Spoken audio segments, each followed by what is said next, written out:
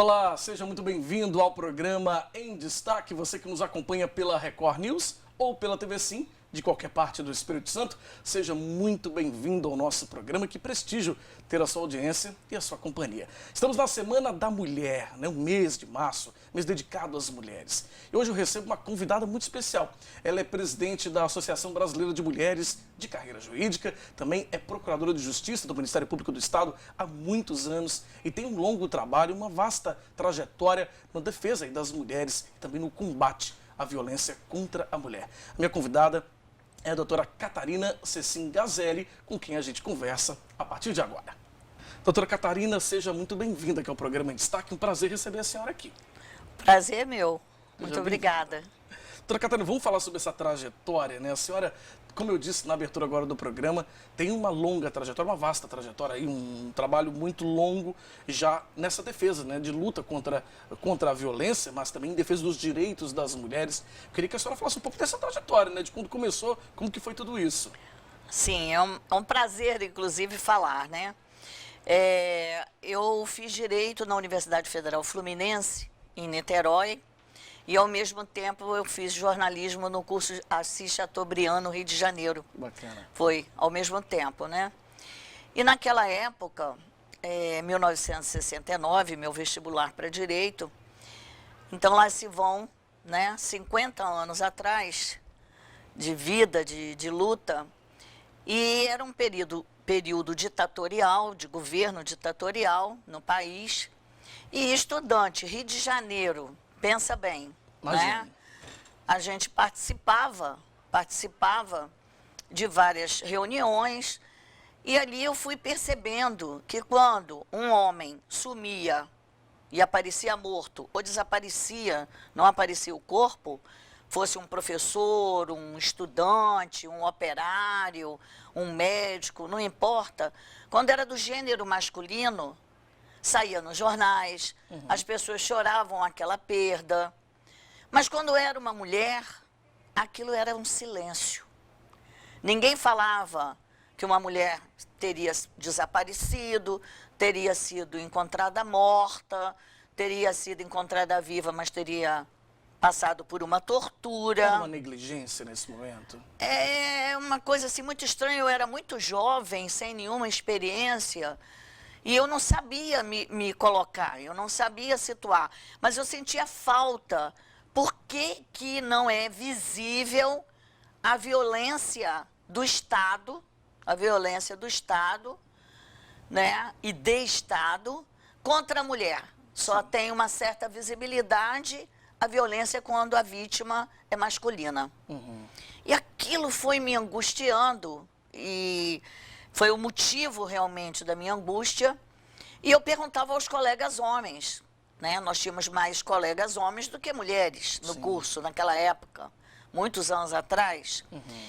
E daí, os rapazes também não entendiam, eles também não sabiam.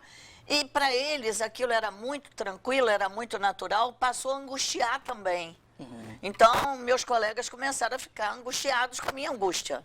Sim. E aí eu passei a questionar, até que eu encontrei uma professora de processo civil da faculdade, e que ela me disse assim: você para com essa angústia, o problema da mulher não é só nesse período ditatorial. A violência contra a mulher, ela é invisível em qualquer espaço, inclusive e especialmente, Catarina, infelizmente, dentro de casa. Falei, dentro de casa? Ela falou, dentro de casa. E essa professora de processo civil, uma mulher muito inteligente, muito bem preparada, chama-se Aretusa Figueiredo, ela estava numa luta política em defesa dos direitos da mulher, buscando que logo fosse criada a lei do divórcio.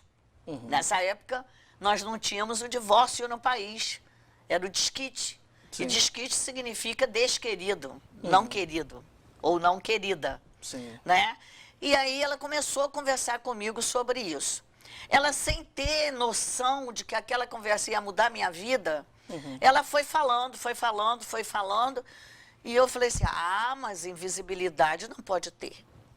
E a partir daquele momento, eu sem saber a nomenclatura, eu me senti feminista. A gente vai para um rápido intervalo, mas na volta eu quero que a senhora continue essa história, porque eu quero trazer para os dias atuais, e assim, do início como promotora, né, até hoje... Fazer uma linha do tempo, uma linha né? do tempo, e falar do que a gente, como a senhora observa essa mudança, né? Sim. Do entendimento da sociedade em relação à mulher. Porque eu tenho certeza que da década de 70 lá, quando a senhora começou a ter essa percepção, ainda na faculdade, até hoje, a senhora percebeu e acompanhou muitas mudanças. Muita, uma trajetória grande assim, né? Mas vamos falar sobre isso no próximo bloco, a gente volta já já com o programa em destaque. Não sai daí.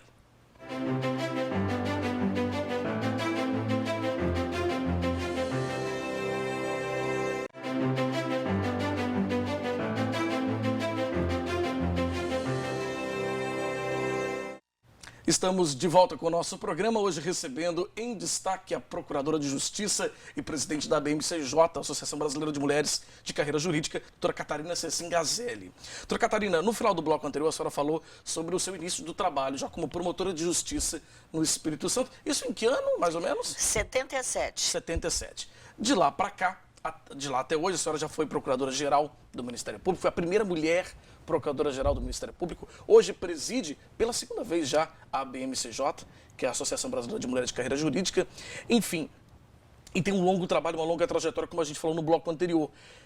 E é como a gente chegou no Ministério Público, né, no bloco anterior, eu queria que a senhora trouxesse para a gente uma linha do tempo. Como que a senhora observa as mudanças da sociedade, com relação ao machismo, ao feminicídio, lá de 70, de 77, até hoje, até 2021? Certo.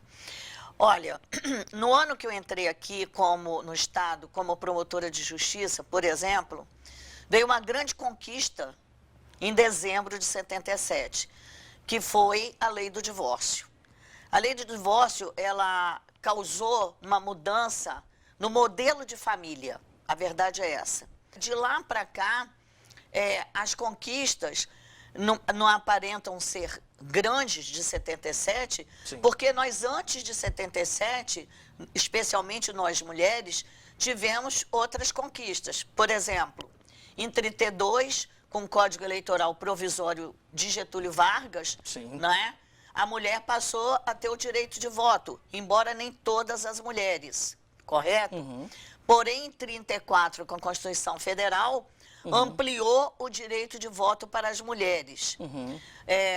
Em 62, depois de uma luta de mais de uma década, de 5 advogadas do Rio de Janeiro, com o Congresso Nacional, insistindo, entregando anteprojetos, foi feito o Estatuto da Mulher Casada, que eu tenho até um livro que eu escrevi sobre o Estatuto da Mulher Casada, que mudou os direitos civis das mulheres. Então, a mulher tinha o direito político do voto, de votar e ser votada, Sim. mas não tinha o direito civil de gerir os atos da sua vida civil. Ela não podia trabalhar a casada sem autorização por escrito do marido, ela não podia estudar, ela não podia ser candidata, quer dizer, ela podia se candidatar só se o marido concordasse. Que absurdo, então, né? Só em 1962 é que nós tivemos a alteração legislativa com essa lei, que deu à mulher casada o status idêntico da solteira ou da viúva, ou seja, absolutamente capaz de gerir ou gerenciar os seus atos, de poder contratar, de poder trabalhar, enfim. Então, em 62, nós tivemos duas grandes conquistas, né? No Brasil, a alteração com esse estatuto de vários artigos do Código Civil, Sim. que botaram a mulher casada para poder gerenciar a herança que ela recebia. Antigamente era o marido dela que gerenciava as coisas dela, os dinheiros dela, administrava. Sim. E tivemos um que é universal, que é o advento da pílula anticoncepcional, que também foi nos anos 60, correto? Então, especialmente no Brasil, quando chegou em 77 o divórcio, houve como se fosse, né, coroar as conquistas do século XX. Sim. E agora, quando a gente chega no século XXI, naturalmente, que o Estatuto do Idoso, em 2003, foi uma grande conquista para a população anciã, tá? E em 2006, a Lei Maria da Penha, uma grande conquista, né, para o direito processual penal, né? Para os juristas, para os sociólogos, para os assistentes sociais, para essas pessoas que trabalham as profissões, historiadores, antropólogos, com os direitos da mulher. Que não eu acho que falando especificamente só até sobre as mulheres, né, doutora Catarina, assim, ainda tem muita luta, né? Eu penso que tem muito que se avançar. A gente vê avanço. A doutora Catarina citou aí, por exemplo, direito ao voto, direito a trabalhar, né, direito, enfim, a tantas coisas que antes a gente fica até imaginando, né, como é possível lá atrás não poder, que pensamento, né, a gente tinha alguns anos atrás, e que bom que avançou, porque nunca deveria ter sido assim, né, ao meu ver.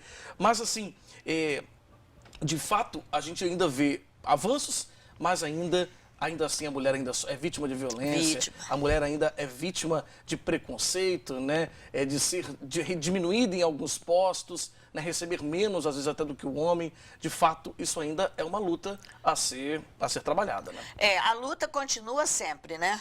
Não existe, não acho que não vai ter um ponto final.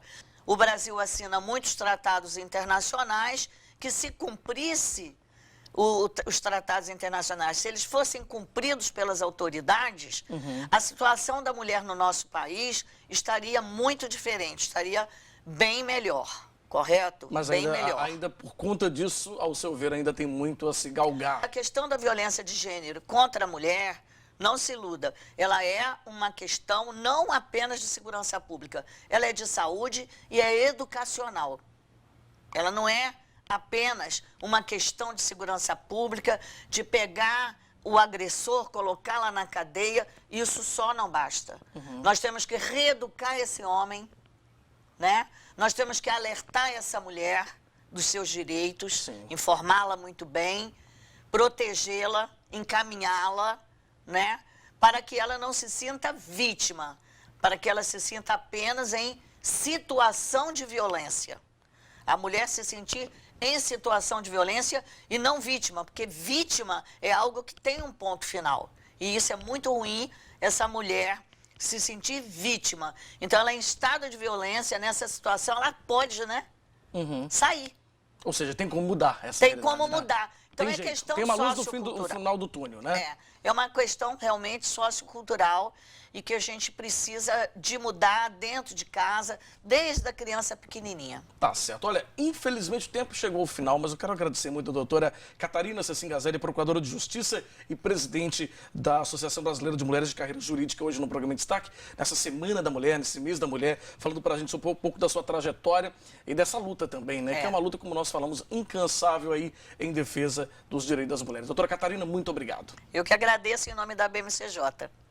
E a gente fica por aqui com o programa em destaque de hoje, agradecendo a sua audiência e a sua companhia. Se você quiser rever essa entrevista com a doutora Catarina Cecim Gazelli, é só acessar o nosso site, simnoticias.com.br. Um abraço para você, a gente se vê a qualquer hora na TV Sim e também na Record News. Até lá!